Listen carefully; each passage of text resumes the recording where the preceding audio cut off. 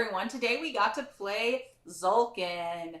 But before we get into it, don't forget to hit the subscribe button and the notification bell to be with us as we review over 3,000 different board games.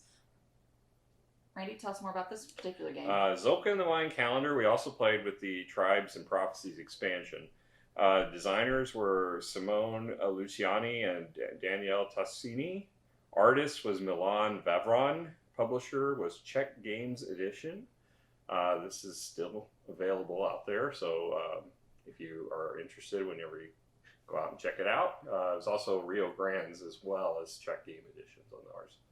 Okay, so let's talk about quality of pieces. So quality of pieces, I have to say, is a little lackluster on this. You have tall circular or cylinder for your workers, but then you have shorter ones for your track markers. Resources are very generic cubes. Corn are just these cardboard tiles. The only thing even remotely cool... Well, now we upgraded to that. That was not part of it. There's a standard cardboard that comes in there that's the first player marker. We got one of these, actually Dodd inspired it. Dodd got something like that, and I had to go out and get one too because it was really cool because they're readily available on eBay pretty cheap. Okay, so that. But I would now. As I say, this is the cool part that comes with it. It's the gear system, and this is a very unique system that was created for this game. Yeah, so I think this is actually pretty cool, but still the quality's not. I mean, the spinning unit is fine. Yeah. But everything else surrounding it. I know a lot of the times when we play this, we actually get out different pieces. Yeah, we get the Stonemaier gold and the Stonemaier wood and stone. And the corn, but there's not enough corn, yeah. But I use it because... but the skulls are pretty cool. The skulls are pretty neat. So, overall, I would probably give this a 7. Only because of the skulls and only because of the clocking mechanism. Yeah, I mean, the gear system is very unique. I've seen it come up in a few different games. I think was it the one with the eggs and the bridge had a little gear system, but it wasn't as elaborate as that. No, this one is way more elaborate. So, I mean, yeah, they went chintzy on the pieces, but I guess where it counted, it really worked. So we haven't had a problem with the gear system working at all. So it's really worked really well with this. So do you agree with the 7? Yeah, I think of 7's where I'm at on it. I mean, there's nothing spectacular apart from the gears and the skulls. All the cardboard is sufficient. It's not that great, but not bad. And the wooden markers are Yeah.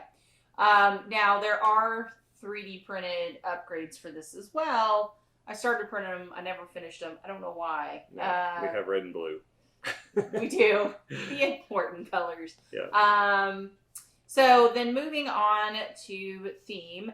This is very much the Aztec Empire or Mayan. Hey, it's close, not quite. Mayan Empire. So you have the different temples and you're trying to go up the different tracks to please the different gods, as well as making sure to feed your people, build buildings and things like that. I actually really like the theme. I think it's really cool. You don't see this particular theme quite as often as some of the other themes. So I appreciate it. So I'm actually, for theme-wise, I'm probably going to give this an 8. Yeah, I mean, it's not really intrinsic to the game as far as the theme, but it is a cool theme for it. And it's neat how the mechanisms work as far as all the scoring paths and the different tracks. Well, the fact is that the way their calendar system works, and the fact that it's implicated here on the board, so I think there's some elements in it that I think are pretty cool, and that's why I gave it such a high score for I'm probably more of a 7.5. I think it's well done. It's a really cool system, and I do love the art in the game. The art is absolutely gorgeous. So, a lot of it's iconography, but what isn't even iconography is pretty cool. So yeah, I think 7.5 is where I'm at. Okay. All right. So moving on to rules. It's been a while since we've read the rules because we played this game actually quite a bit. We play a lot. So it's sectioned nicely. There's the course. It's got a section that goes through all the setups. We've got a nice pictorial and it walks you through that. I always like to see that in a game. It's got the iconography is really simple once you learn it. It's not complex iconography, and everything is explained in the rule book in detail. So there's no confusion when you get through it, other than the fact that there's a lot to the game. So this is probably a medium to heavy game, I would say. It's closer to the medium side, though. It's not as extreme as a lot of heavier ones, but it is fairly complex. There is a lot of strategy into this, guys. I mean, you have to think that you really do have to plan this out, because this is a timing mechanism game. Let's go into the gameplay. Well, it's not a timing mechanism. Well, no, the clock is the turns. Yeah, but you have to count where your person needs to be, how many rounds it has to stay on. Yes, there's a lot of thought going into each turn. But we'll get to that in gameplay. As far as the rules, they're fine. They're pretty good. They've got a cheat sheet on the back with all of the monuments and the different starting, which one of the things I like, they have starting tiles that give you different resources to vary during the game. All the iconography, same for the expansion rule book, it works the same. I'm going to give it probably an 8. I think it's got a lot of material it has to cover, but it does it succinctly and gets the point across. Yeah. So moving on to gameplay. So there's a lot going on in this game. So just talking about the base game, we'll talk about the expansion here in a little bit.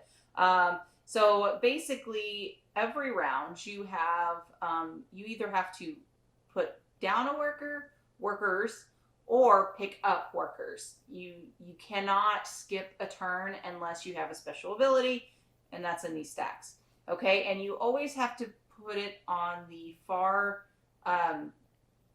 beginning of the track. So that's available. The lowest that's available. The lowest that's available. And so for an example, and so each worker I place costs me extra. These are my workers. So and these are the ones you haven't got yet. So for an example, if I only place one at a 0 marker, it's actually going to cost me 0 to place, right? So if you're absolutely broke, there is a way. The problem is there is no resetting, so he can come back and he may not have that choice of 0 or 1 if he wasn't first player. So being first player definitely has its advantage, but at the same time, if first and second player are picking up, then that might free up for the laydown of the first. It also, being the first player, means that other people will be able to set up and get further along the track than you. Yeah. But they have to pay more corn to do so, because whenever you're playing, you have to pay. Your first worker is free to play, except for the cost of the space you're playing it on. Right, but then your second is a +1, but your third is a +3 total. There is a little chart that shows you, and it's very straightforward for that, of what you have to pay for the amount of workers you have. And every time you add a worker, it exponentially goes up. But at the same time, you really don't want to be setting down your workers all at the same time, because that means the next round you're going to have to pick up. And really, you want it to stay, you want several workers riding the track, if you will, because it's a timing mechanism. Each round you move up and the space becomes more valuable that you go up. So you really want to keep them almost as long as possible, but at the same time you have to take an action. So you may have to remove a worker a spot too soon, or you have to figure it out, well, which spot do I want to take because I really need to pull next round. But at the same time, then that means you have workers that aren't being actively played. And so then therefore you're wasting that person because it's not on the board going. So it's very, there's a lot of thought process to this. Mm-hmm. So beyond riding the track system, there is obviously the gods chart. And the gods chart is the more you appease the gods, you go further up. Now, there is an action in the game where if you're completely out of corn, you can displease the gods. You can go down a step and you can set yourself up for 3 corn. So if you have 1 corn, you go to 3. If you have 0 corn, you go to 3. So you're getting to the 3 corn spot. And as we mentioned earlier, corn is kind of like the currency in this game. So you're going to need it to pay for playing actions on the board. As well as feeding your workers. Yes. There is a feeding worker phase to this.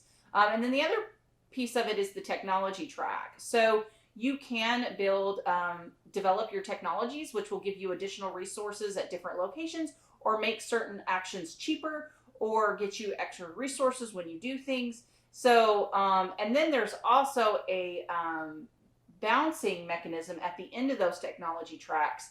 So, for an example, at the end of the agriculture technology track, you can pay a resource and go up on the gods track. And so sometimes it's very beneficial to get to those end and keep bouncing. And then there's also, you can build buildings as well. So and monuments. And monuments. And so the monuments are end of game scoring, but the buildings give you instant gratification or continuous powers throughout the game. Like some are farmers, like so you only have to feed all your workers one, or you feed a person completely at the feeding round, or you go up on the gods track. So there's a bunch of different options that you have. Oh, some are income, like you get an income at the income phases.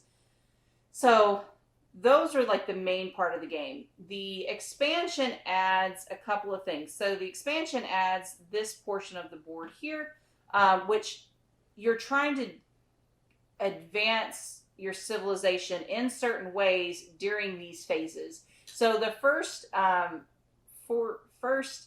fourth of the game, you're not trying to do anything. But the second quarter, and you're building up throughout this whole time. You are trying to do things. You're just not getting rewarded at the end of the first quarter. So, but then the second quarter, it depends on, like this one is how much technology you have. So, for example, if you have only 0 to 2 technology throughout the whole technology board, you actually get -5 victory points.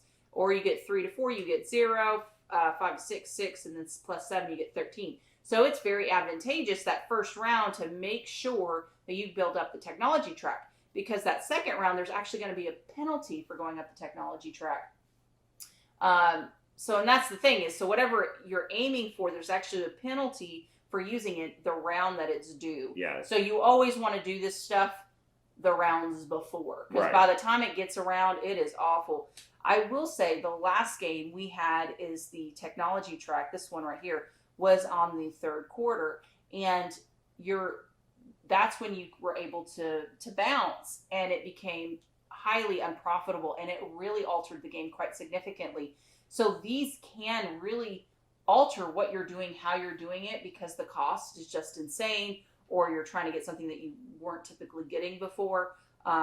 Like normally I don't care about wood tiles so much, but that makes them really valuable when that comes up. So there's a lot of interesting mechanisms in this game. Well, there's also some of the monuments will have in-game scoring based upon the different things.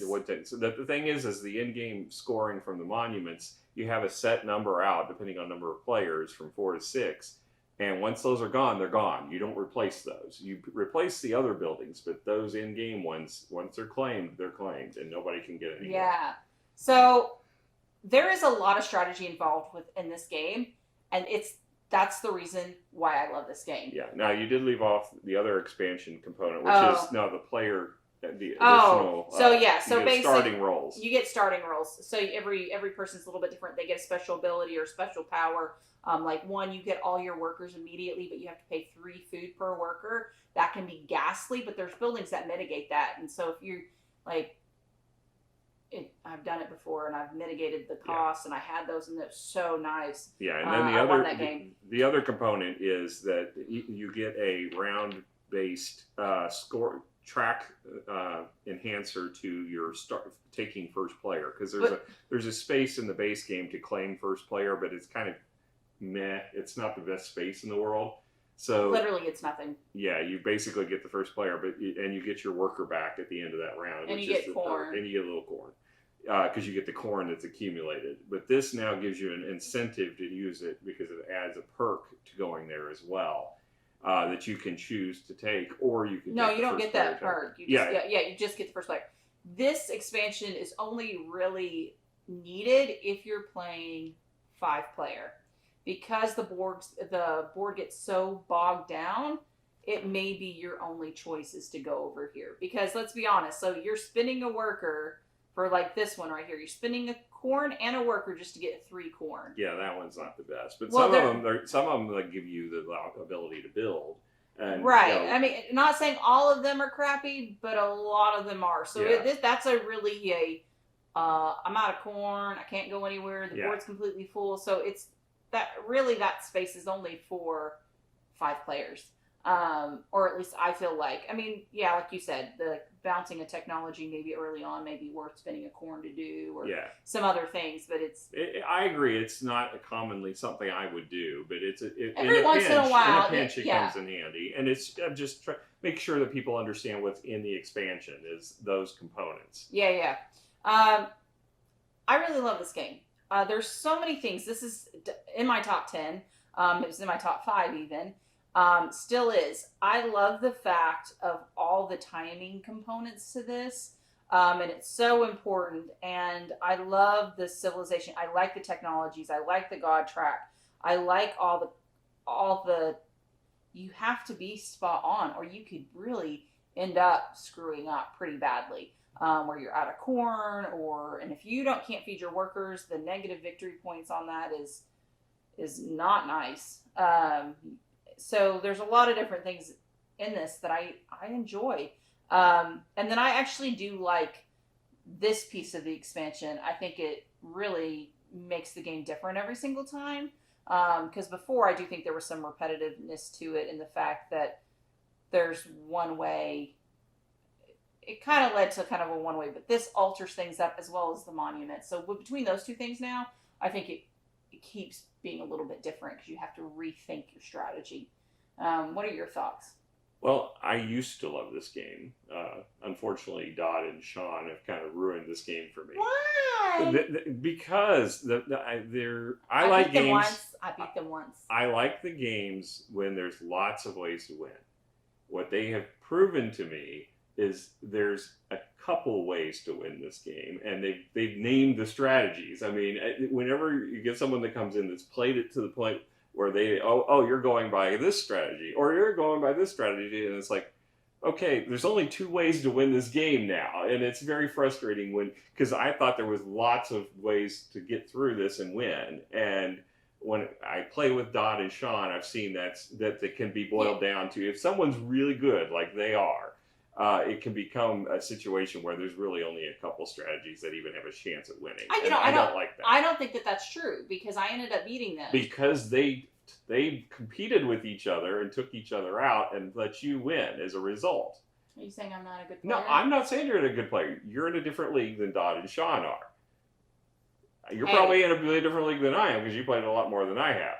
I'm just saying when there's a limited number of strategies, to me it reduces the score of the game. See, here's my problem with what your thought process is with this is, right?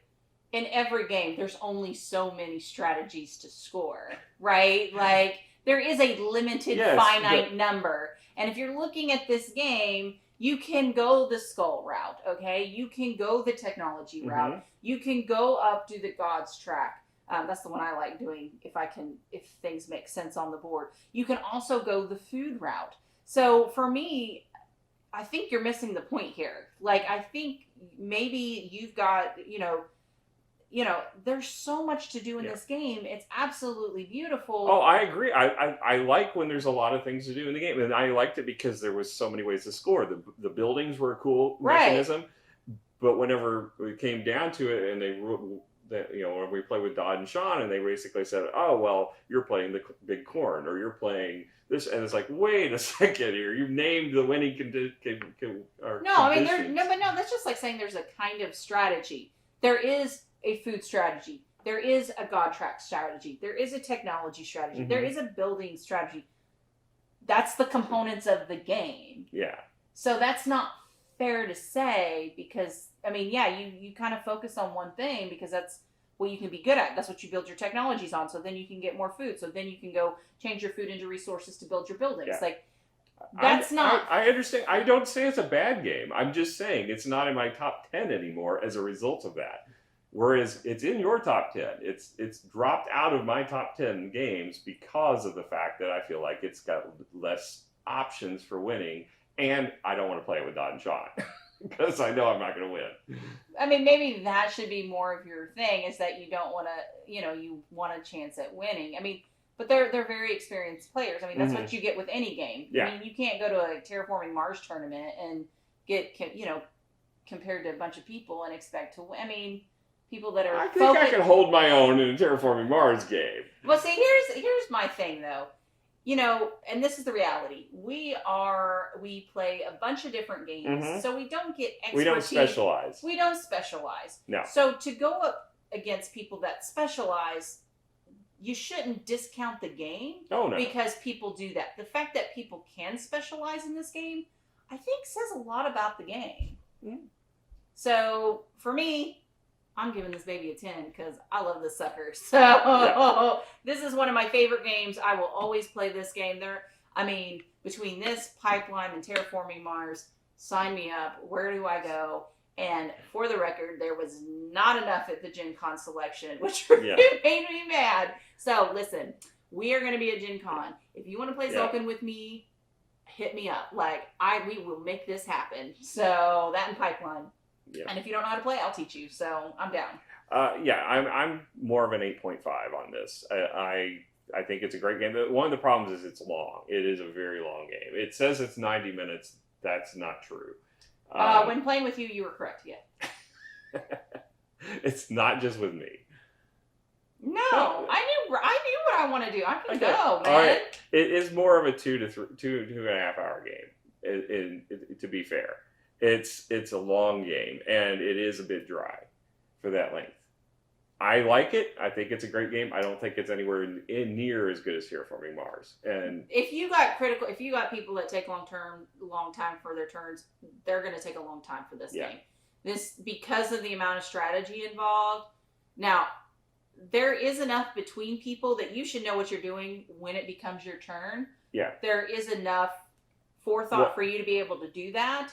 But when people don't, that can lead to length of game. There's also the component of the gears changing, and you have to be able to logically think. Some people may not have the capability of figuring out ahead of time where their things are going to be in all of the gears, and be able to think strategically of knowing, that's a skill that you've got to develop. It's very difficult. And honestly, when you say this is a medium game, I don't think that's accurate.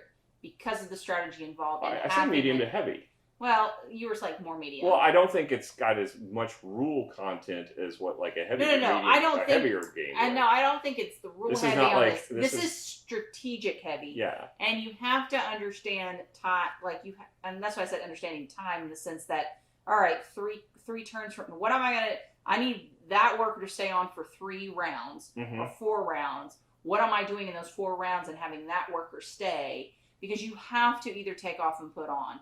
And so sometimes I've taken one off to put it back on the next round so I could spin 2 rounds while my others ride, right? So, but at the same time, you don't want to take all your workers up at once because that means you got to place them all the next round, and that gets super expensive. So I almost have I almost have them in 2 sets. I have 2 to 3. And then I pick up 2 or 3, and then I lay down 2 or 3, and then I pick up 2 or 3. And that's the way you can keep them rotating once you have all 6 workers. Ideally, it's 2 on, 2 off, 2 on, 2 off, and 2 on, 2 off. But sometimes it's not what you get, right? Depending on where you're at on the board. So I think it's beautiful. I love it. I'm sorry you lost your love for it. I still like it a lot. This is not a bad game. That's what I'm saying. You act like I'm giving it a horrible score at an 8.5. That's because I love this game so much. Now you know how I felt when we reviewed Battlestar. That deserved what it got. No, it did not. It deserved what it got, okay? All right. Well, thank you guys so much. I had a blast sharing this wonderful game with you. It's one of my favorites. Definitely check it out. Totally worth it. We'll see you guys later. Bye.